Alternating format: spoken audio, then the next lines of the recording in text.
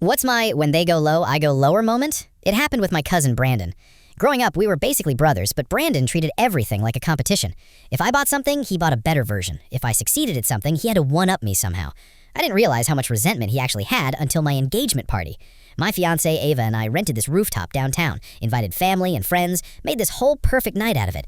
At one point, Brandon left his phone charging in the kitchen, and I noticed a group chat with my name as the title. Curiosity got the better of me. Biggest mistake of my life. The chat was full of screenshots of my old Instagram posts, private voice messages I'd sent Brandon after losing my job, even pictures I'd trusted him with. He'd been mocking me for months, calling me desperate, embarrassing, fake motivational guru garbage.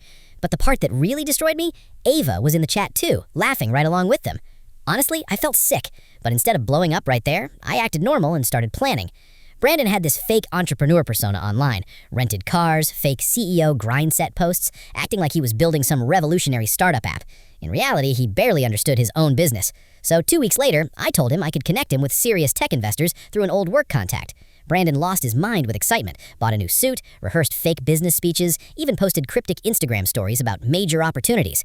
The dinner was at this expensive steakhouse with a private room, but those investors weren't random rich people. They were actual software developers and startup consultants I knew through freelance work, people who could spot fake business talk instantly.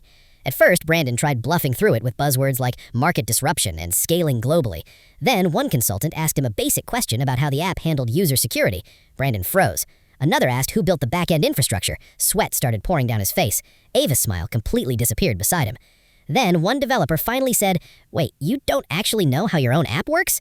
The room went dead silent. Brandon started stumbling over excuses about delegating responsibilities, but everyone already knew he was full of it. The meeting ended early and people left clearly unimpressed. Outside the restaurant, Brandon exploded, screaming that I embarrassed him on purpose. I just looked at him and said, "If you were comfortable humiliating me in private, I figured you could survive being embarrassed in public." Ava instantly realized I knew about the group chat. She tried calling it jokes, but I was already done. I ended the engagement the next morning. Last I heard, Brandon's startup completely collapsed after people discovered he'd been faking most of his experience online. Turns out, pretending to be successful only works until someone asks you to prove it.